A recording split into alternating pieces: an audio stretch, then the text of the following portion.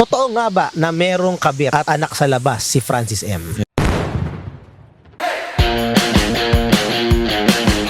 Totoo nga ba na merong kabit at anak sa labas si Francis M? Yan. Diba? Kasi for me, ako ayoko munang mag-judge kasi do kamukhang kamuka, boss, syempre, madali naman mag-claim. Correct. Kahit ba naman may picture kayo eh.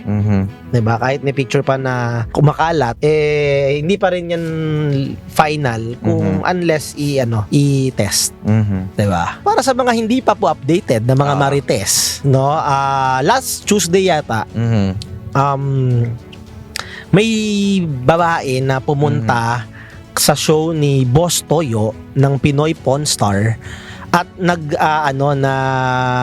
bebenta ng damit ni Francis M na may pirma at yun, binebenta niya kay Boss Toyo.